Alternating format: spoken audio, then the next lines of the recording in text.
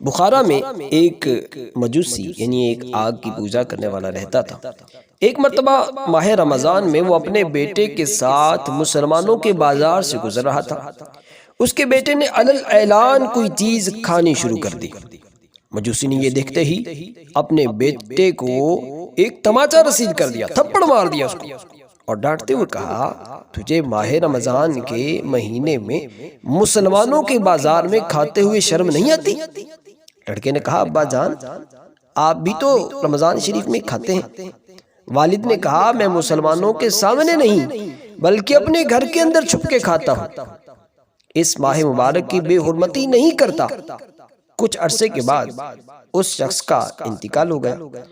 کسی نے خواب میں اس کو جنت میں ٹہلتے ہوئے دیکھا تو حیرت سے پوچھا، تو مجوسی تھا، آگ کی پوجا کرنے والا تھا، جنت میں کیسے چلا گیا؟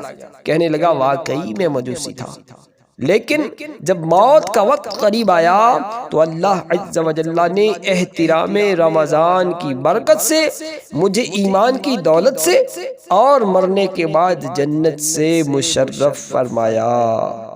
پیارے اسلامی بھائیو، دیکھا آپ نے، ماہ رمضان کی تعظیم کے سبب ایک آتش پرست کو اللہ تعالی نے دولت ایمان سے نواز کر جنت کی لازوال نعمتوں سے مالا مال فرما دیا۔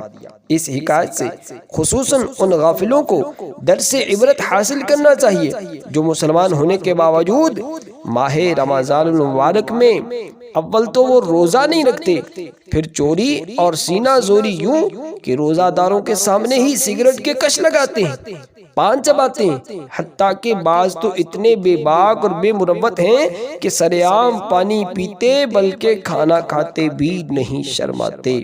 ایسے لوگوں کے لیے فقہی کتابوں میں سخت سزا کا حکم ہے۔ اللہ عز و جل ہمیں ماہ رمضان کا خوب احترام کرنے، ماہ رمضان کے پورے روزے رکھنے کی توفیق عطا فرمائے۔